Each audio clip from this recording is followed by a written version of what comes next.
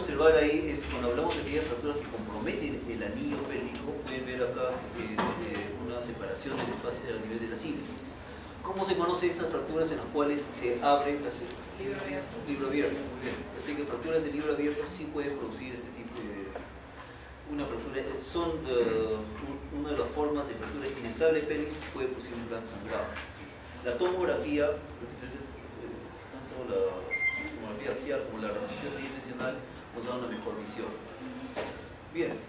¿Cuál es el manejo agudo? Primero tenemos que tratar de contener el sangrado.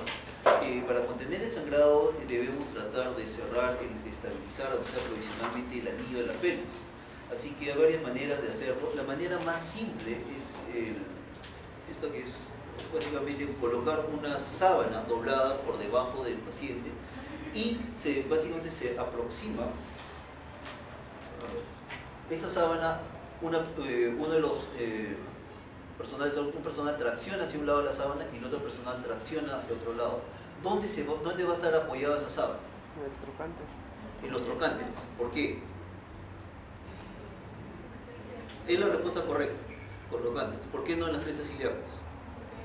Porque si hay fractura, uno corre mayor riesgo de desplazar. Entonces, sí, en el lugar donde se coloca, eso es importante tenerlo en cuenta. Cuando uno estabiliza provisionalmente con esa técnica de usar la sábana, uno debe poner el punto de apoyo en los trocanteres mayores. Y uno hace tracción en lados opuestos, hace tracción y contratracción, y se sujeta con pinzas de campo. Hay dispositivos comerciales que también ya vienen diseñados específicamente para ello, actúan un poco más rápido, y la fijación externa ya se hace en sala de operaciones. Bien, ¿qué pasa con las fracturas múltiples de huesos largos? Hueso es el tejido donde se realiza la hematopoiesis. El hueso no solamente tiene importancia estructural, sino el hueso es un órgano hematopoyético. Tiene una circulación muy rica y por lo tanto cuando hay una fractura hay un sangrado. En base de este hematoma del sangrado, de hecho, se produce el callo óseo. Cuando hay una fractura de hueso largo, el fémur tranquilamente puede sangrar hasta 1.5. Algunos artículos pueden encontrar hasta 2 litros de sangrado por cada fémur. El húmero puede sangrar 1 litro. Así que si van sumando fracturas múltiples de huesos largos, también se puede acumular una pérdida sanguínea, puede producir hipovolemia.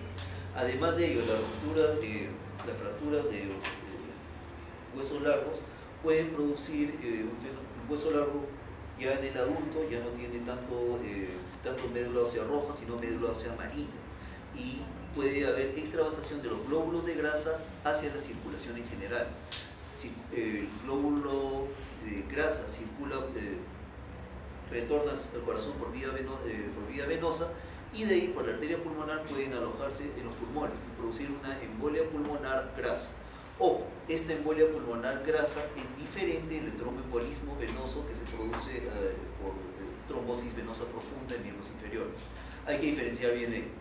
Embolia grasa se produce de manera aguda en aquellos casos en los cuales fracturas de huesos largos producen extravasación de glóbulos de grasa hacia la circulación. Si tienen cualquier pregunta, pueden levantar la mano e interrumpir en cualquier momento, por favor. Bien. Fracturas expuestas ya dijimos que son todas aquellas fracturas en las cuales hay comunicación del foco de fractura con el exterior. Hay un alto potencial de complicaciones, específicamente infección, que es la que más nos preocupa, retardo de consolidación, porque al construir el hueso a través de la piel va a haber un mayor grado de daño del periósteo. El hueso recibe su circulación por vía perióstica y por vía endóstica. Y además, aparte de retardo de consolidación, puede haber no unión, puede haber rigidez y puede haber afección de los nervios periféricos. La clasificación más empleada para las fracturas expuestas es la clasificación de Agustín. La de tipo 1 típicamente es cuando el hueso de la parte profunda penetra hacia el exterior.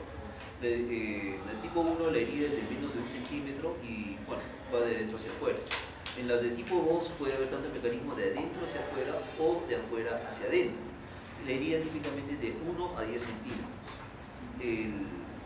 Como pueden asumir o pueden deducir, el grado de contaminación va a ser mayor.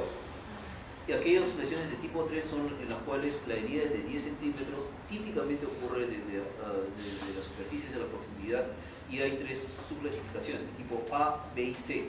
En las de tipo A no se va a requerir ninguna técnica adicional de cubierta de partes blandas. Va a haber una herida que puede cerrarse de manera primaria. En aquellas de tipo B va a haber un defecto tegumentario que resultante que va a necesitar alguna técnica reconstructiva adicional, sea injerto o sea un colgado. Y en las de tipo C hay una lesión neurovascular asociada. Eso sí es importante que lo aprendan, esta clasificación y sus subclasificaciones. Es algo que siempre lo van a tener en cuenta para el pronóstico y bueno, lo van a preguntar en los exámenes, seguramente. Prioridad en el caso de las fracturas expuestas es 1. Combatir, prevenir la infección. Y el objetivo es convertir una fractura abierta a una fractura cerrada. El manejo agudo, el factor más importante, antiguamente pues, se creía que había que estabilizarlo precozmente dentro de las primeras 6 horas, después dijeron 8 horas, 24 horas, etc. Lo que tenemos en claro es dos cosas. 1. Es importante iniciar precozmente los antibióticos intravenosos según la cobertura, hacer una cubierta de partes blandas. El debridamiento es el procedimiento por el cual retiramos tejido necrótico y material extraño, material potencialmente contaminante. La estabilización ósea es importante, que puede hacerse de manera provisional con fijadores externos o de manera definitiva si es que uno se siente seguro de tener un lecho limpio, libre de contaminantes. Esto puede ser incluso las 24 o 48 horas después. Cuando hablamos de debridamiento es básicamente retirar todo el tejido necrótico y todo el material externo contaminante o irritante, en el caso de agentes cáusticos. Bien. Vamos a hablar ahora acerca de luxaciones. ¿Por qué la luxación es una emergencia más que una fractura? Básicamente una necrosis porque va a haber un compromiso de los huesos subcontrales que comprenden, pero principalmente tengamos en cuenta que el cartílago articular, el cartílago que es un tejido principalmente avascular. Su nutrición principalmente es por difusión a través de la membrana sinovial. Y esta difusión se ve facilitado con el movimiento, por una presión adecuada de superficies. En ausencia de contacto de superficies articulares, este cartílago no va a nutrirse adecuadamente y se puede deteriorar de manera irreversible. Pero estudios experimentales demuestran que hay un fenómeno de apoptosis de condrocitos que se inicia tan precozmente como a las 4 o 6 horas después de la pérdida de contacto. Así que la luxación se considera una emergencia más que la fractura. 4 articulaciones principales: cadera, hombro, rodilla. Vamos a revisarla brevemente.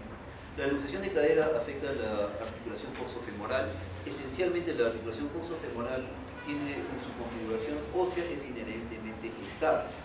Típica, para que se produzca una luxación coxofemoral tiene que haber es un traumatismo de alta energía. Típicamente en accidentes de tránsito, por el caso del tablero, choca contra la rodilla y se transmite la fuerza axialmente hacia atrás. La gran mayoría de las luxaciones de cadera son posteriores, la abrumadora mayoría, a diferencia de las de hombro que son anteriores. Y bueno, uno siempre debe buscar fracturas asociadas. Es importante hacer una reducción de emergencia justamente para evitar el deterioro del cartílago articular y evitar la necrosis avascular de la cabeza. Hay varias maniobras, aunque sea un poco controversial, estas luxaciones de cadera deben hacerse bajo anestesia general. En la gran mayoría de casos va a ser sumamente difícil reducir en un paciente despierto una luxación de cadera.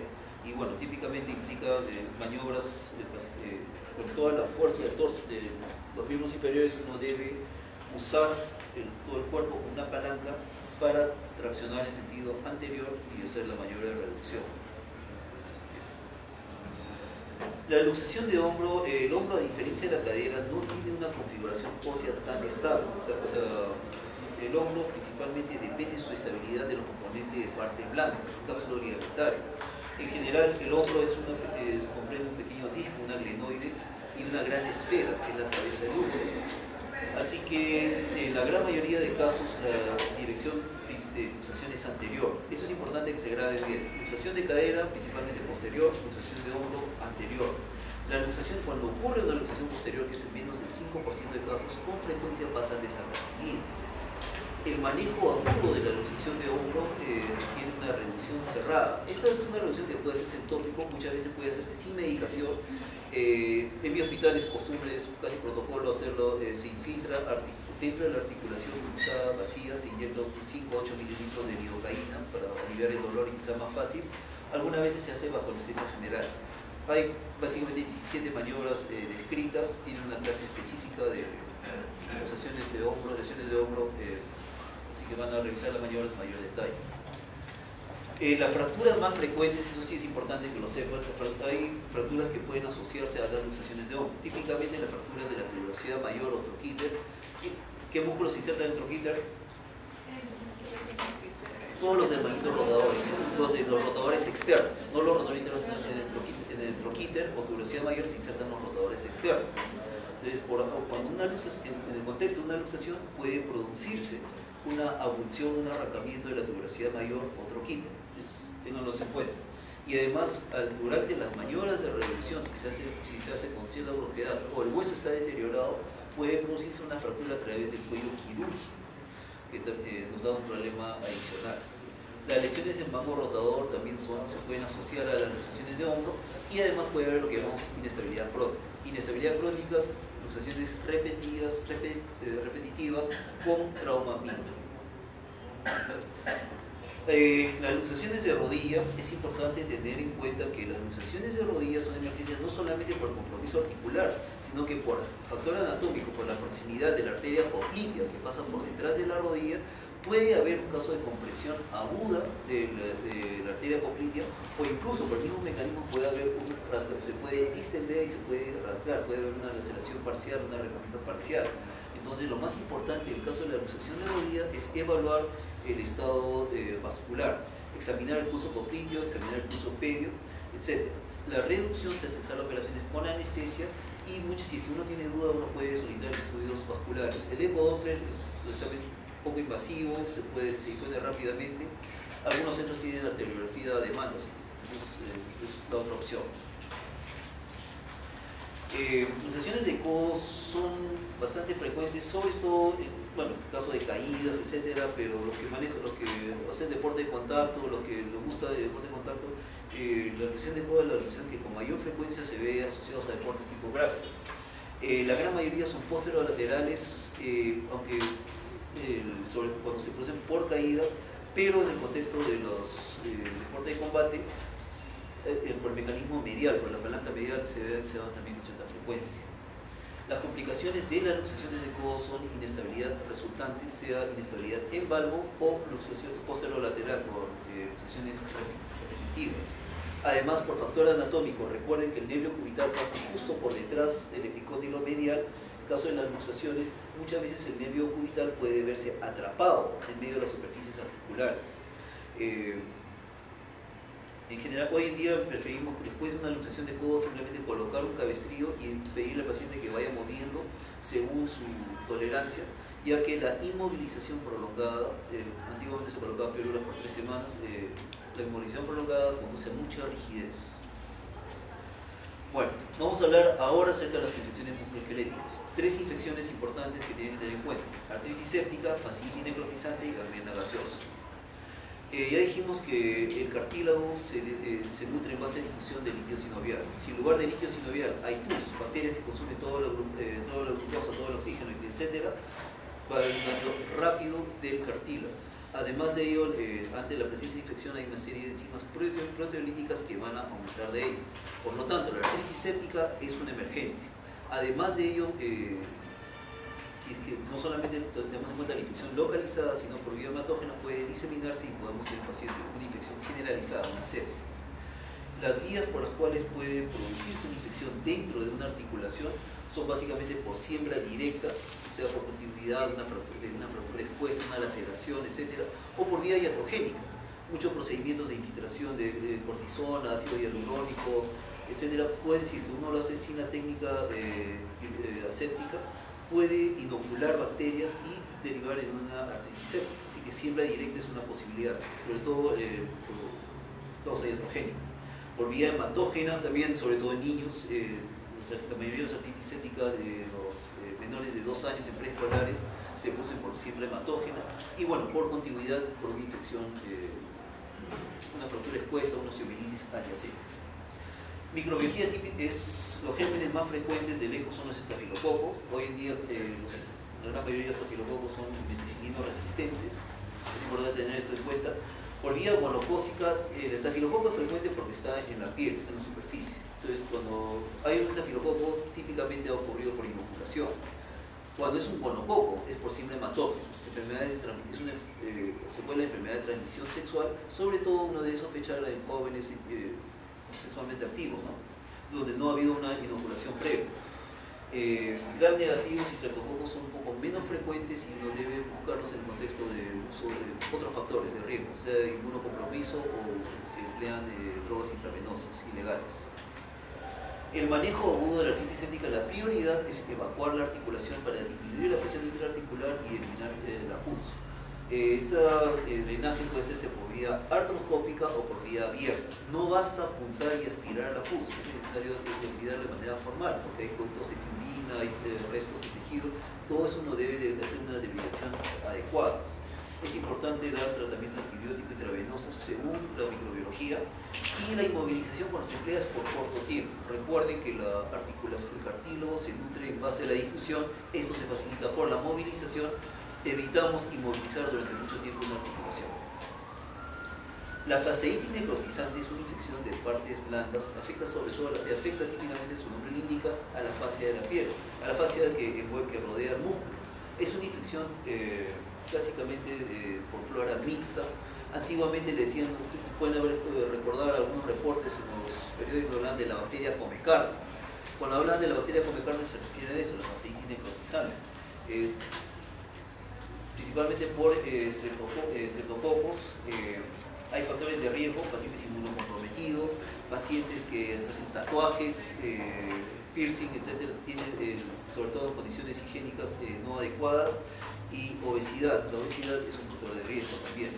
Esta fasciitis necrotizante no es una infección tan rica semiológicamente, requiere un alto índice de sospecha. Muchas veces inicialmente solamente va a haber un empastamiento de la piel, alguna formación de ampollas, el paciente puede empezar a lucir algo deteriorado, pero bueno, sí, es una infección que requiere un alto índice de sospecha. Los signos de flebosis no se ven sino hasta los estadios avanzados.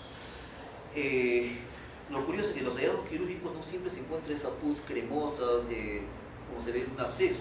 Hay un drenaje de líquido turbio, sucio, entre comillas, de agua de lavado de carnes. Y bueno, los planos faciales se decoran con facilidad. Se dice que uno de los signos patognomónicos quirúrgicos es cuando uno con un dedo logra decolar con facilidad el plano entre el músculo y el tejido celular subcutáneo. El tejido celular subcutáneo luce opaco, no luce ese amarillo brillante. Bien, el manejo agudo implica nuevamente el empleo de antibióticos intravenosos, fasciotomías, hacer un corte amplio en la fascia, incluso fasciectomías, retirar el tejido facial que está comprometido. Al retirar el tejido uno puede encontrarse con una pérdida muscular extensa, no solamente del músculo, sino también de la piel que está por encima. Y bueno, algunas veces incluso requieren amputaciones para lograr contener la infección. La gangrena gaseosa es otro tipo de infección de partes blandas que es típicamente producida por gérmenes anaerobios. Más clásico es el Clostridium perfringens. Estos anaerobios se van a encontrar sobre todo en un medio rural o cualquier medio donde haya comunicación por heces, por material orgánico. Este sí tiene una semiología muy florida. La piel típicamente se ve marmórea, violácea, hay un gran aumento de volumen. Puede haber crepitación en el tejido celular subcutáneo. Esa crepitación es producida por el gas que producen los gérmenes, los microorganismos por su metabolismo, de ahí el nombre, gangrena gaseosa. El tratamiento es la debilización inmediata. Esta es una de las infecciones que más rápido avanzan, más rápido pueden deteriorar al paciente y más rápido pueden causarle la muerte. Bien, ya hemos hablado de esas tres infecciones musculoesqueléticas principales que son las que más pueden afectar al paciente. Vamos a hablar brevemente sobre lo que es el síndrome compartimental, que es la emergencia musculoesquelética por excelencia. El síndrome compartimental se puede entender por muchas analogías, es muy parecido al shock que ocurre en la persona en circulación sistémica.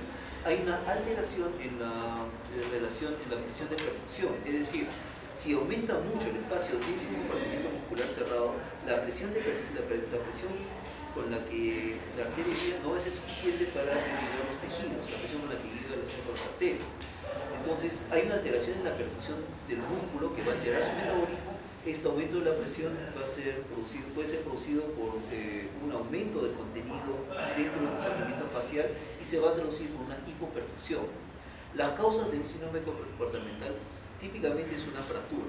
¿Dónde se localiza el síndrome compartimental con mayor frecuencia? ¿Cuál es la causa de la fractura que con mayor frecuencia la causa? Tibia, pierna. Eso es algo que no puede flotar con alguna frecuencia. Si una fractura de afixiaria de tibia es la causa más frecuente de síndrome compartimental. Síndrome compartimental, primera causa, fractura. De todas las fracturas, tibia en primer lugar. Muy bien. Otras veces conocen procedimientos cardiovasculares, tipo de reperfusiones, bypass, por obliteraciones de cirujanos cardiovasculares, problemas isquémicas. No solamente es la isquemia el que produce el síndrome compartimental, sino el fenómeno de reperfusión después de una isquemia sostenida. Eso también puede producir un síndrome compartimental. Las quemaduras, no solamente por el hecho de la escara que se forma alrededor, que produce constricción en el compartimento, sino también por los cambios metabólicos producidos en el músculo, resultado de la quemadura. Va a haber un edema, un gran aumento de volumen, lo cual va a aumentar la presión dentro de ese compartimento y puede derivar también de un síndrome compartimental. Los que hagan serums en área rural, en la selva sobre todo, mordeduras de serpientes venenosas, incluso de arañas, mordeduras de arañas, pueden ser una causa menos frecuente, pero tienen que tener en cuenta el síndrome compartimental. Y finalmente, algunos medicamentos o drogas que, no lo puedo específicamente, pero medicamentos que emplean en cardiología, se han asociado, se han reportado casos con síndrome compartimental inducido por medicamentos. Las manifestaciones clínicas del síndrome compartimental, sobre todo el dolor. El paciente después de un traumatismo, después uno ve que está más o menos inmovilizado, estable, pero presenta dolor, se sigue quejando de dolor a pesar de que puede estar inmovilizado, un dolor que guarda fuera de proporción con los hallazgos clínicos, con la presentación que tiene. Cuando uno palpa, hay un aumento de la consistencia, es una consistencia que describe como pétrea, sumamente indurado. Parestesias, palidez, incluso disminuidos, eso va a aparecer en los estadios finales. Cuando ya hay parestesias por compromiso de los ramos nerviosos sensitivos en la zona, cuando hay palidez por disminución de la circulación o cuando hay disminución de pulsos, es un síndrome compartimental avanzado. Así que el síndrome compartimental requiere un alto índice de sospecha. Principalmente el dolor es lo que más les debe sugerir y un aumento de la consistencia. Y el umbral para tomar una decisión de que el paciente requiere tratamiento quirúrgico debe ser bajo, no deben esperar mucho tiempo. El tratamiento, si es que hay un aumento de presión dentro de la fascia, es disminuir esa presión. ¿Cómo se disminuye esa presión? Se descomprime. Es importante hacer una fasciotomía, es importante liberar todos los compartimentos y uno no debe esperar mucho tiempo. Es como el apendicitis. Muchas veces los cirujanos generales entran a operar un apéndice, los digamos son normales, pero muchos cirujanos generales prefieren entrar a operar ante la duda porque los riesgos altos. El caso del síndrome compartimental, el umbral para fasciotomía debe ser bajo. En resumen, cuando hablamos de emergencias en nuestra especialidad de neurología y traumatología, hablamos de aquellas emergencias que comprometen la vida o el miembro. Aquellas infecciones que comprometen la vida pueden poner en riesgo, sea por sangrado, por sepsis o la embolia grasa, que va a producir una disfunción respiratoria. Las luxaciones consideramos una emergencia porque comprometen el cartílago articular y el músculo contrario. La reducción precoz, casi inmediata, ayuda a preservar el cartílago y por lo tanto preserva la función. El objetivo de las fracturas expuestas es evitar la infección, convertir una fractura abierta en una fractura cerrada, para tener el tratamiento a corto. Las infecciones, todas las infecciones que hemos hablado, artritis séptica, gangrena gaseosa, fascitis necrotizante, deben tratarse con antibióticos intravenosos y erradicar el foco infeccioso, una debridación adecuada, un drenaje líquido de articulaciones comprometidas, etc. Y finalmente, en caso de síndrome compartimental, es importante el tratamiento de la fasciotomía, es importante descomprimir para aliviar la presión. Bien, ¿alguna pregunta hasta aquí? Ok, muchas gracias por su atención.